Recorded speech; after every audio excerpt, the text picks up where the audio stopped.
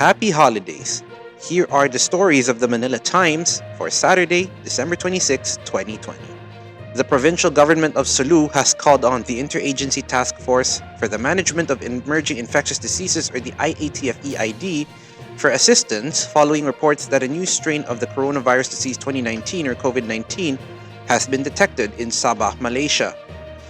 Sulu Governor Abdusakur Tan on Friday told the Manila Times that he had instructed his staff to consult the task force on how best to handle the emerging situation. Sabah is less than 29 hours by boat from the Sulu archipelago. The Sulu Task Force COVID-19 is calling on the public not to panic and to heed advisories only from official sources.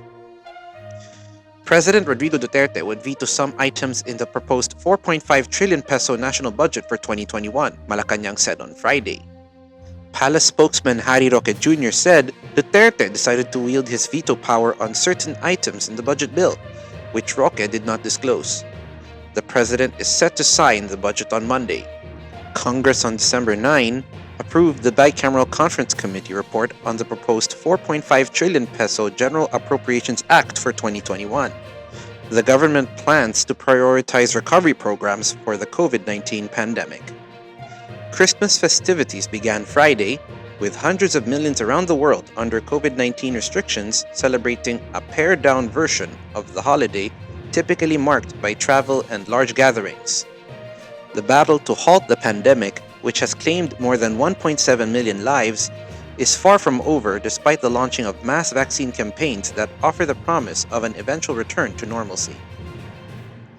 Pope Francis said in his Christmas message Friday that fraternity was a watchword for these unusually troubled times exacerbated by the COVID-19 pandemic.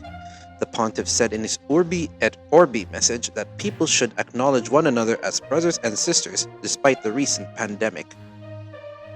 The Communist Party of the Philippines New People's Army, or CPP-NPA, has no reason to celebrate its 52nd anniversary because it is in crisis and should be ashamed of what it has done to the Filipino people, defense and security officials said on Friday. Defense Secretary Delfin Lorenzana, in a statement, claimed that for 52 years, the CPP-NPA failed to achieve its aim of bringing down the government. The Catholic Bishops' Conference of the Philippines expressed strong objection to renewed calls to reimpose the death penalty in response to the recent fatal shooting of a mother and her son in Paniqui, Tarlac. Manila Auxiliary Bishop Roderick Pabilio, administrator of the Archdiocese of Manila, said the reimposition of the death penalty as a solution to stop the killings is a foolish move. A 6.3 magnitude earthquake rocked Batangas province on Friday morning, according to the Philippine Institute of Volcanology and Seismology, or PHIVOLCS. PHIVOLCS chief Renato Solidum said the quake happened around 7:43 a.m. on Friday. He told the Manila Times its epicenter was located 11 kilometers southwest of Calatagan, Batangas. With a depth of 102 kilometers, the earthquake was tectonic in origin, Solidum said. More than 2 hours later, PHIVOLCS reported another tremor with magnitude 5.2 occurring in Davao Occidental. The quake took place around 10 a.m. and its epicenter was located 89 kilometers southeast of Sarangani, Davao Occidental. With a depth of 65 kilometers, the earthquake was also tectonic in origin.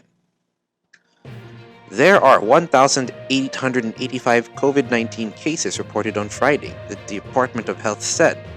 The latest figure brings the total to 467,601.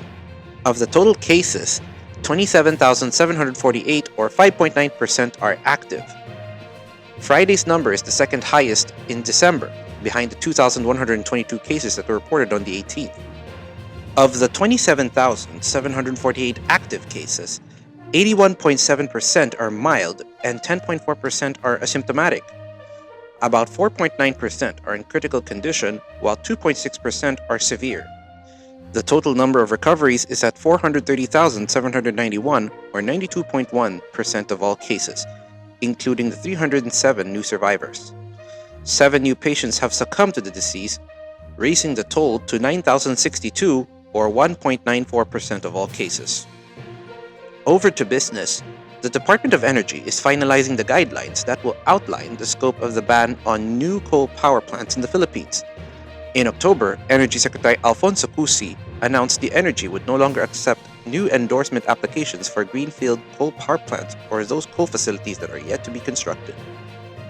In sports, Filipino boxing legend Senator Emmanuel Manny Pacquiao might be 42 years old already, but he is still a legitimate threat to anyone in the boxing ring. This is what Derek James, the trainer of undefeated World Boxing Council and International Boxing Federation welterweight champion Errol Spence Jr. said about the 8th Division World Champion and current World Boxing Association welterweight title holder. James, however, doubts the willingness of Pacquiao to fight Spence, despite the latter saying that he's open to fight the former once. James recalled the interview that the media had with Pacquiao when Spence beat Mikey Garcia in March 2019. Pacquiao watched the fight at the AT&T Stadium in Arlington, Texas.